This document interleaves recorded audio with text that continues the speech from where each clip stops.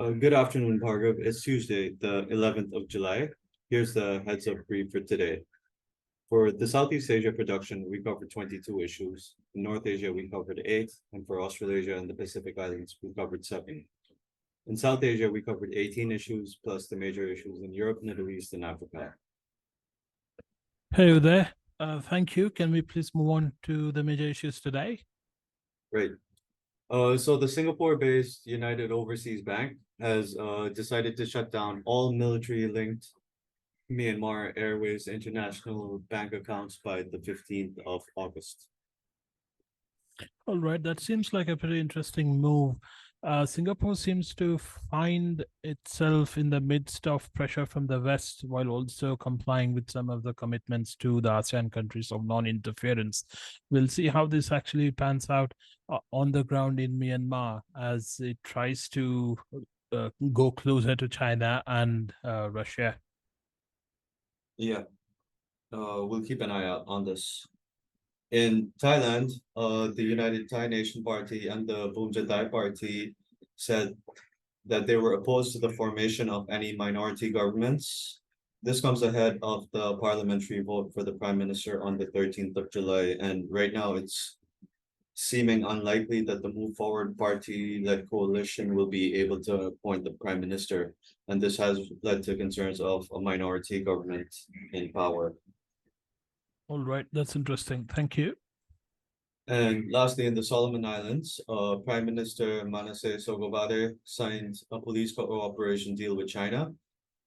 This is part of an upgrade in the two countries' strategic partnership. They had signed a security deal with China earlier this year, and this has angered, well, not angered, but it has raised concerns in Australia and the West. All right, thank you. In South Asia, in India, the Supreme Court announced that it cannot run the law and order of a state, and it is the elected government's job to do so. This was while hearing pleas on the situation in Manipur. Nearly 150 people have been killed, and over 50,000 people have been displaced since the violence broke out. In some of the pleas that were being heard at the Supreme Court yesterday, Kuki groups said that the state government in Manipur is backing banned militias under the UAPA. All right. So this is interesting on multiple fronts. The incumbent government led by the BJP has been on a collision course with the judiciary for a few months now, especially with multiple issues, mainly the collegiate system. And the Supreme Court basically showing to the government that you want to step into our shoes, but we can't step into yours in maintaining law and order. But at the same time, it also reflects upon the failure of state as well as the central forces in Manipur to control the law and order situation.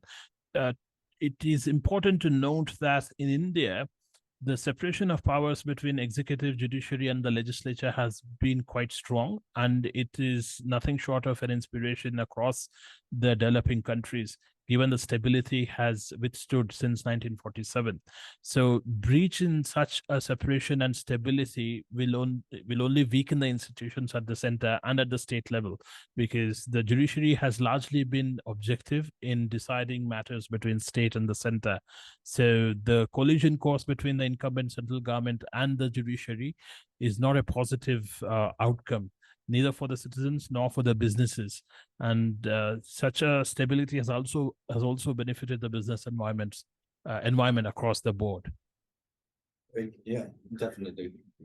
And in Europe, regarding the Ukraine-Russia war, there is a US proposal to provide Ukraine with an Israeli model security framework. This would give Ukraine its security guarantees without having to get membership into the North Alliance Treaty Organization, NATO.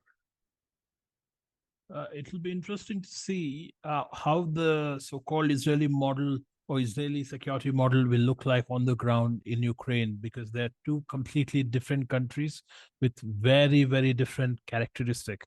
So Israel being a narrow strip of land on a shoreline, uh, gives different advantages in terms of very limited land to secure against a very targeted enemy or a nemesis just across the border, whereas Ukraine doesn't have that luxury given the long stretch of border which it shares with Russian Federation. So we'll see how this evolves on the ground there. Thank you. Yeah. And lastly, also regarding NATO, Turkey has agreed to Sweden joining NATO. In return, Turkey wants full support for joining the European Union. As we have been discussing this matter for a few weeks now, Turkey is trying to milk this issue to as much as it can, and basically get its way in terms of various issues it has on the table pending with the European Union.